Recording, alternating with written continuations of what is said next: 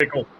Hey, Blue Jays fans, welcome to another episode of Jaybird Watching. And although we can't be there in the flesh, when we do get a good interview, we do like to take advantage of it. So today on the show, Blue Jays prospect infielder, top infielder, Nick Goodwin. Nick, how are you doing?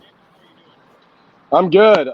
Can't complain. So we're in Hillsboro right now, about ready to play our third game of the series. So happy to join a call with you guys. So this is a super important series for the people that don't know. You guys are one game back right now of Spokane? Yes, I believe we're either one game back or we're tied with them right now. So I think we came in up 7 games on Hillsboro. So I think we just got to split the series with them this week to clinch. So yeah, this is a big week for us. 100%. And so were you with the C's last year when they did win the Northwest?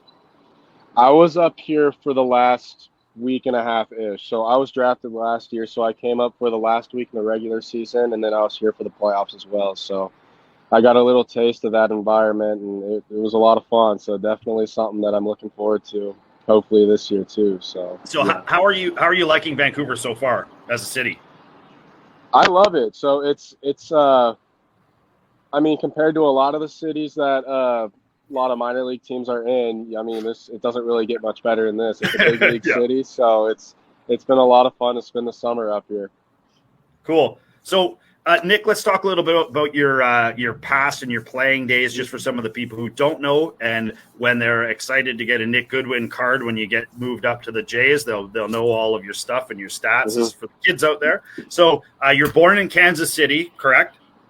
Yes, and sir. From what I can understand, baseball in the blood, huh? Your dad was in the Royals organization, and your uncle was with the Orioles, correct? Yep. Yes, sir. That's super awesome. Did you play Little League when you were a kid? I did, yeah. I started playing baseball at a very young age. My dad coached me all the way up until high school, and then my uncle kind of took over, coached my team for a couple years. My dad just kind of taught me to play the game the right way, and he, got me into the sport, and obviously I've been playing it ever since. So. And you're a Kansas State Wildcat alumni, correct? Mm-hmm. Yes, sir. Had some good years down there, yeah? Yeah, it was a lot of fun. So I like to say those were the best 3 years of my life. So made a lot of really good friends that I'll have for the rest of my life. And, it was just playing, like the environment, playing in like a big conference and stuff like that. It was awesome. So, yeah. What advice could you give? I coach a 13-year-old AAA team. There are a lot of kids who do listen to the cast, and they are going to hear this today. What advice would you give them on the in-between, sort of that 13, 15, 17 pushing up into looking at a JUCO or moving on? Yeah, well, first off, I'll say there's nothing wrong with going the JUCO route. So I know a ton of guys that ended up going the JUCO route, and then after a year or two, they transfer to a D1 or like Power 5 or something like that. Then they end up getting drafted. And I mean, there's a lot of big leaguers that come out of JUCO schools. So, yeah. And when I was that age, I was kind of flying under the radar a little bit.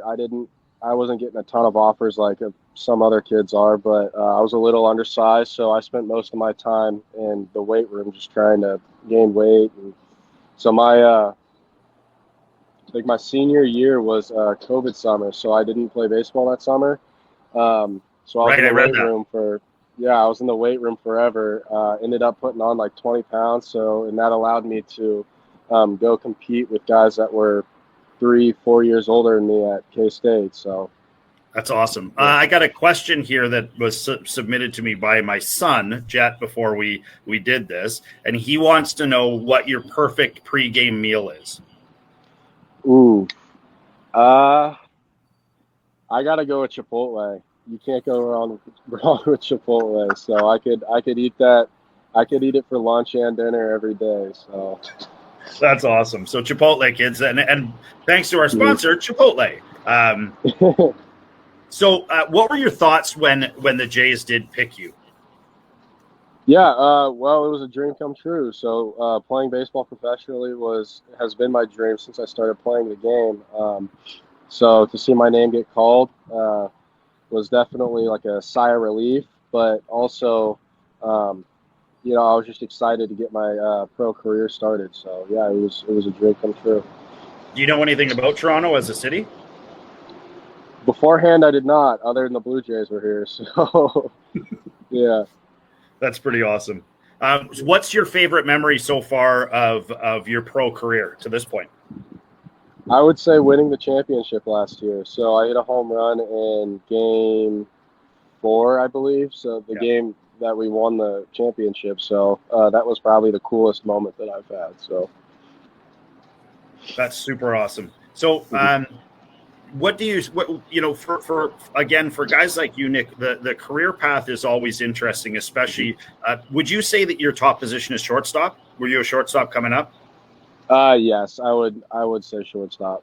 Now, with the Jays being so loaded, in the middle infield, and that being sort of like, it's almost like an issue that we talk about on the podcast weekly is, they've got buckets of middle infielders. They don't have, like, a guy like Addison Barju, who has to make a fairly significant change and move to the outfield or move to a position he's not so comfortable with. What are your thoughts on, yourself moving forwards? Are you hoping to stay on the infield, or are you open to just sort of playing wherever to make sure the dream remains something that's alive?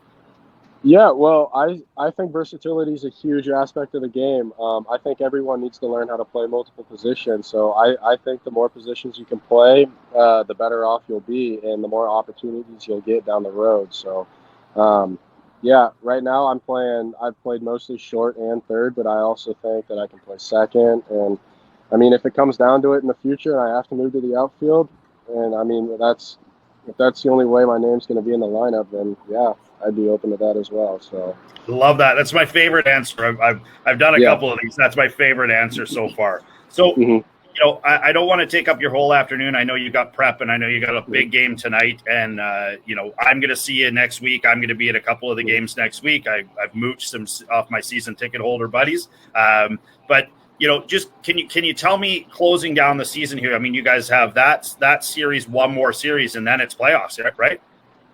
Yep, that's right. So how do you think you guys are set to go into the Northwest playoffs this year? I think we're set up pretty well. Spokane's obviously they won the first half, and they've been a tough team all year. We've struggled playing against them all year, but recently we beat them in a 6-game series 4-2. So just proves that we're able to compete with those guys. So, and I think we got a really good lineup now. We got some pitchers that are up here that have been throwing the ball really well. Some guys up here that are starting to get hot with the bats. So I think, we're definitely set up pretty well. Cool. What's one of the other questions I got from a friend of mine who played a little pro ball? He asked me, what do you think the big difference between the crowd at Nat Bailey is and the crowd that if you're playing in Hillsborough, you're playing in Everett? Like, is it a significant difference? Yeah, absolutely. It's a lot louder for sure. So I think the way the stadium's set up and then the trees out in right field, I think the crowd just echoes. So it makes 6,000 people sound like 10,000 people or something like that. So it's a loud stadium for sure, and it's a lot of fun to play in front of. So. That's awesome, man. And you get idiots like me that are right in front of the screen. can make stuff like this. Well, you know what, Nick? I think that's probably it. I think that if there's if you got anything that you want to say you're going to have a fair amount of people watching this today, and we're excited to have you part of the team now, and we'd love to be able to keep up with you, as your career progresses. And just as an aside, as someone who was just sitting in the crowd and happened to be able to talk to a nice guy from Kansas City, thanks so much for taking the time to give me the time and give these kids and the people that do watch the podcast some insight into what makes Nick Goodwin tick. And when they do come next week, because I think you're going to have some pretty full crowds next week, knowing it's the last nice weekend and the last playoff push. Get your Nick Goodwin jerseys, get them all ready to go, get out there, and let's watch this kid smash the ball around. It's fun. You almost put one out the other night. That was clipped. I thought it was going. That wind had it. It was going. A little bit. Yeah. All right, man. Well, take it easy. Good luck tonight. and go kick some ass, because we want another Northwest Championship. I want to be able to be there. Yeah. All right, cool. Absolutely. Thanks, Nick. Yeah. Thank you guys. I appreciate you guys having me. Take it easy, buddy. Yep. Thank you guys. Bye.